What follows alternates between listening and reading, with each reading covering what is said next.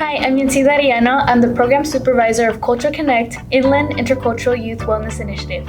And here we are joined by amazing interns that have joined this cohort where we talk about mental, emotional, and behavioral health and ways to destigmatize mental health in our community. And here to introduce themselves are our lovely interns. Hi, I'm Naomi. I'm the Marketing and Communications Officer.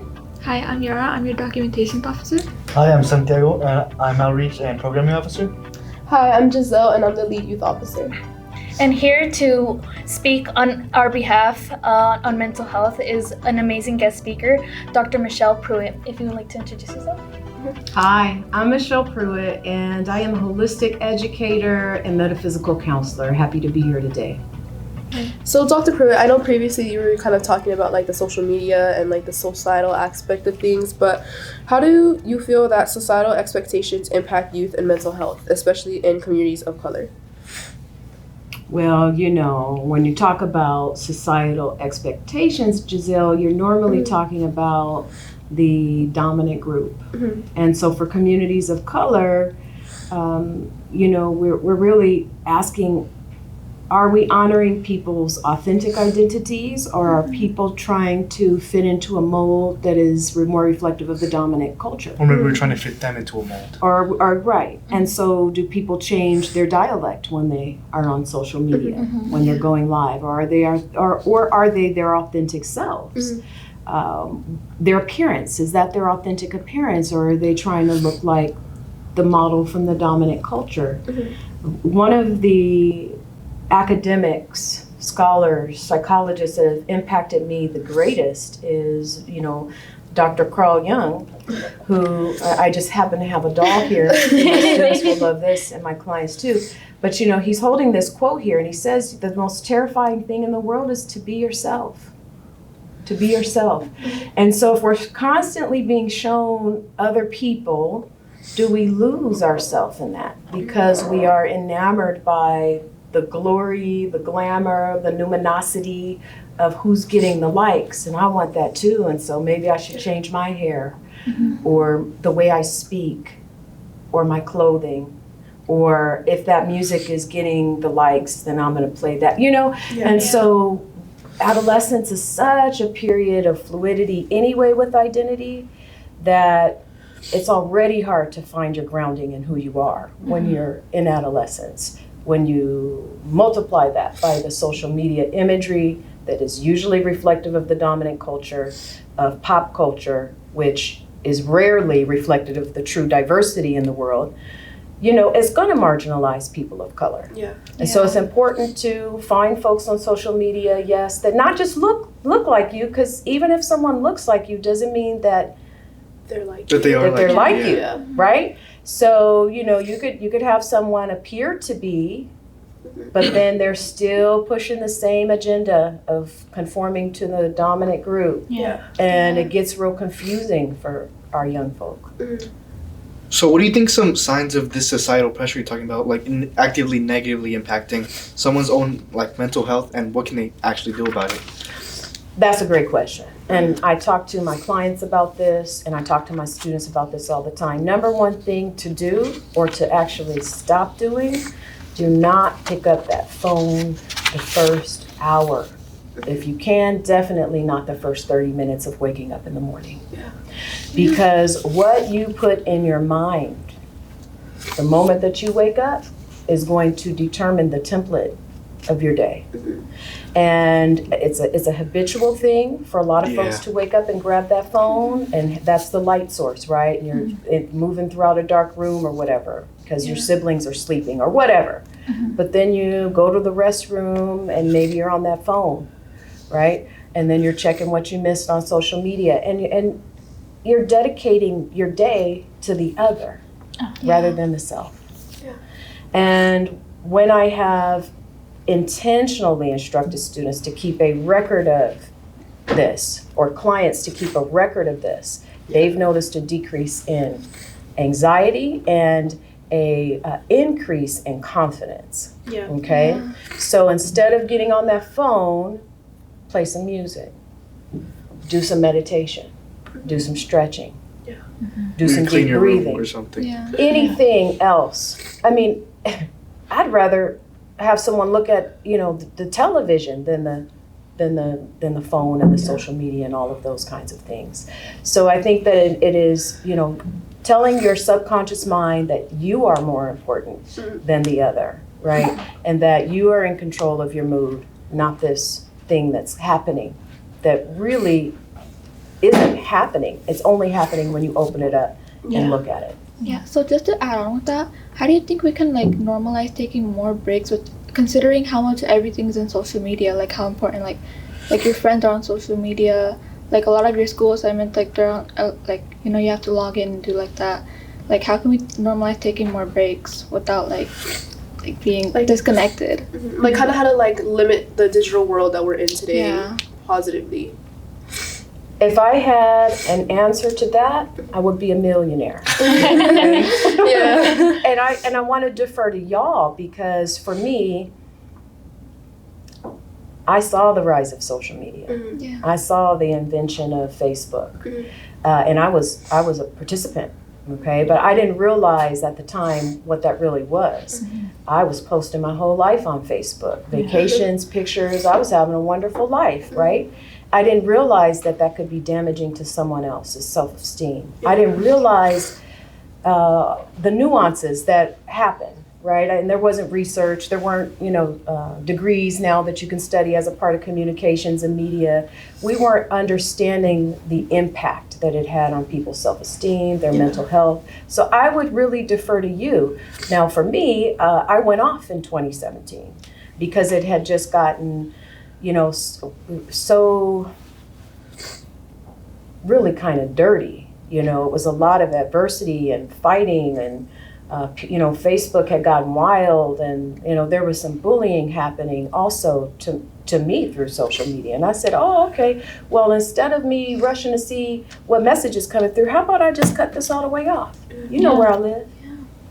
And I know a lot of people nowadays they're always announcing, oh, I'm taking a social media break. Yeah. And it's always and then Fake. and right now I feel like a lot of people in society, especially like we see celebrities doing stuff like that and we're like, oh, I think I should follow that, and then immediately they come back to social media like a day later, and like that's showing us a president that we shouldn't be following. We should follow what is best for us, what is best for your mind.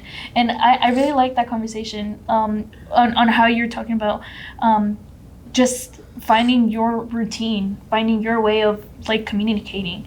And what are other things that you believe are struggles that youth are facing right now that you see in your students with that social media aspect?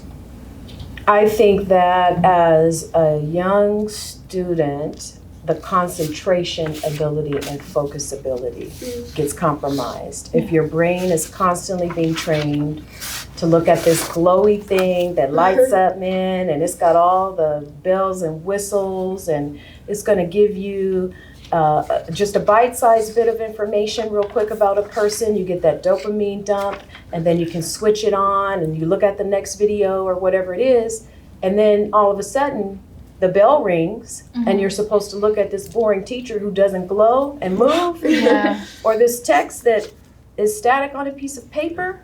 How do you compete with the numinous nature of, you know, what 200 years ago people would look at a phone and say, witchcraft, right? Magic, you know, portal to hell or something. So how do you compete with that today? How do you honor reality when you're constantly focused on somewhat a non-reality, right? Yeah. Because, man, the phones are, you know, the color is saturated, it's glowy, it's, you know, the mind is programmed to be attracted to that kind of thing. And so you get easily addicted to it. And then when students are asked to shut it down, it's like a violation to who I am, you know, or sometimes parents take away the phone. Yeah. And oh my goodness, you see a depression, you see a whole different student when that happens, you know. They're not the same because they don't have their phone. So I know you mentioned like a lack of concentration, and obviously with that I feel like assignments can start piling up. So what are some ways that you see like students be overwhelmed by their pressures like at school, like and to succeed? Well, there is overwhelm with all of the assignments online, right? Because post-COVID, students were returned back to school, but not the same school that it was pre-COVID. Yeah.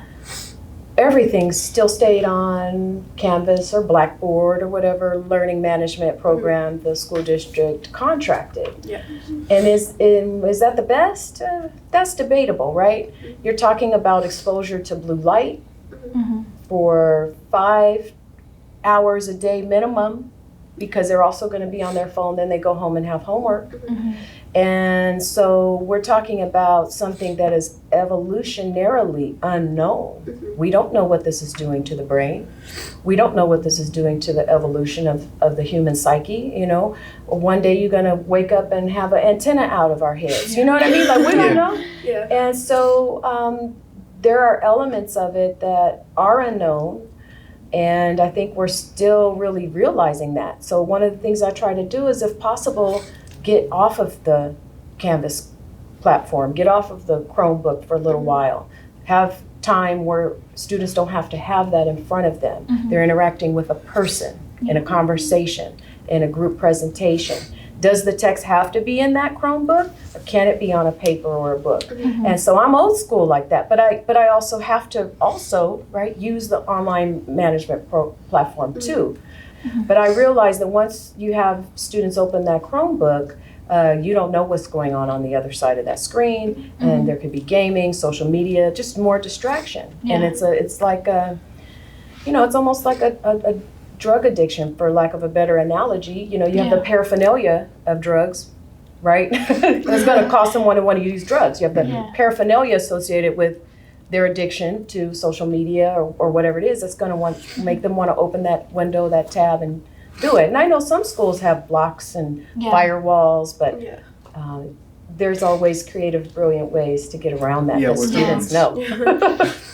So we talked a little bit earlier about like kind of putting the phone down more, taking a bit of break. But I feel like one of the reasons it's so kind of difficult, especially for youth, is because all of our friends are on it. You know, it's kind of like the FOMO, fear of missing out about it. So how do you think we could really anyone take a break from school, social media responsibilities for the sake of our mental health without really having to deal with that guilt, or really trying to like minimize the guilt we feel? I wish I had an easy answer. I think I would again lean on you all to help me to understand that part, because there is that guilt, right? When I was in school, there wasn't. It was like you wrote a letter on a paper and you passed 3 of those out a day, and you were cool. You were keeping up with your social expectations, right? And so I still have my box of letters from the 7th grade and the 8th grade, right? And maybe even through high school. And those are wonderful memories for me, but they were also private to me. Okay, they're closed in a box. Social media is not private. It is everywhere. You could screenshot that message. You could screenshot that post. And that is anxiety driving. Because you sit there and you put it online and they're like, oh, is that the best? Let me take it off. Oh, let me edit it. Let me do this. Let me do that. Where once you give that letter, it's done. You know, and there's a sacred nature to the letter, because it's closed and it has your name on it. No one else is seeing it. I wrote that to Giselle, not on Giselle's post where 3,000 of her friends are going to see. And you talk about the psychic energy around that, the mental energy around that, and everyone's looking at it. And it's like, you know, human beings are intuitive creatures. Howard Gardner talked about the 8th intelligence being intuition, which is highly ignored and downplayed. And so part of this is, don't you think that we can feel when someone's looking at our social media with negativity? Don't you think we feel that? Again, I go back to having your personal routine, your sacred routine, putting yourself first, you know, taking that deep breath in the morning, doing that stretching, that meditation, or for faith-based folks, that prayer, right? Or that devotion time. Doing something that lets your mind and body know that it is you who is determining your mood, not the collective. I think that's important. Thank you so much for watching this podcast. If you're interested for more information, please follow our social media. And if you're interested in being part of this internship, follow this QR code. Thank you for watching.